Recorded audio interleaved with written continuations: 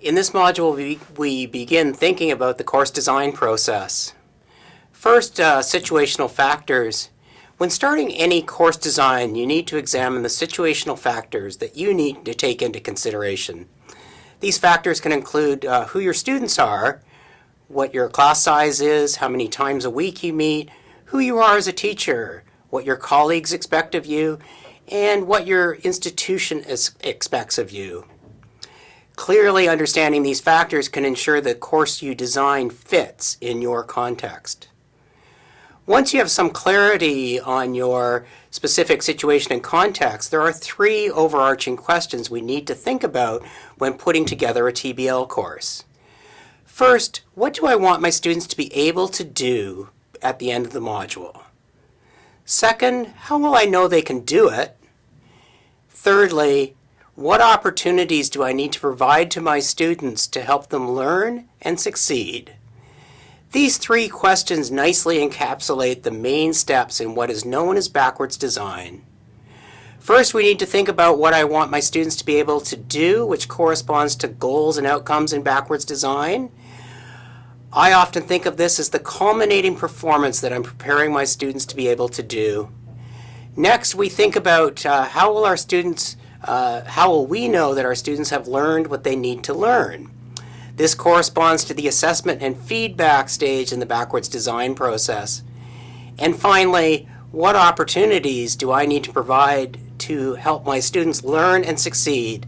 This lets you select, design, and implement the right set of teaching and learning activities to get your students ready for that culminating student performance. Backwards design is a linear process that is predicated on the idea that if you know where you want your students to get to, you're in a better position to design a learning experience that gets them there. Now, this gets more interesting when we overlay the ideas of integrated course design.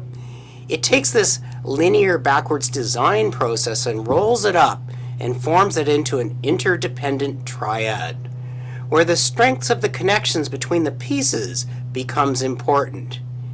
If you're familiar with D. Fink's work, you have likely seen this triad before. You enter your course design by first engaging in the linear backwards design process, then you roll up this linear process into this triad. When you organize your course design into the integrated course design triad, you often have to adjust and iterate till the component parts are properly and powerfully integrated. This kind of integrated course design thinking is very helpful in designing a TBL course, but there are some important differences. Because we have chosen to use TBL, we've already made some decisions about the organizational structures and the types of learning events we'll use. And this actually forces us to work backwards, not only from the learning outcomes, but also that culminating performance, which is in TBL, is that 4S activity. So you normally both work from aims and at the same time work from 4S activities to triangulate back to building learning outcomes. This can, however, go both ways. A concrete learning outcome can be the seed of a 4S activity, and at the same time, a 4S activity can be the seed for a learning outcome. There's no right direction here, just the imperative that in the end, the pieces be well integrated.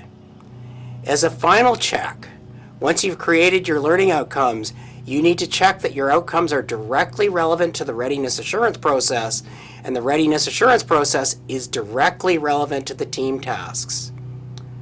The most efficient way to create a well-integrated TBL module is to create the ideas for the 4S activities first, then to create the readiness assurance process, and finally select a reading and develop your outcomes that describe where you want your students to get to. I want to say a bit more about learning outcomes. Imagining possible 4S activities will put you in a position to begin writing learning outcomes. We use the term learning outcomes here, not objectives, and this is on purpose. There is a shift happening away from the term objectives.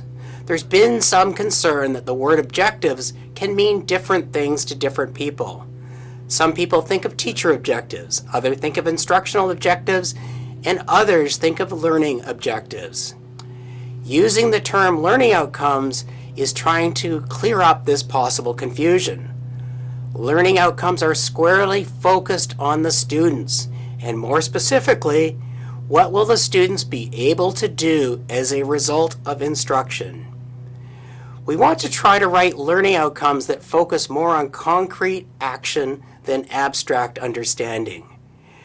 Great learning outcomes express how experts in your field or discipline would use the course content to solve disciplinary problems. The more concrete you can make learning outcomes, the easier it will be to connect them to your 4S team application activities.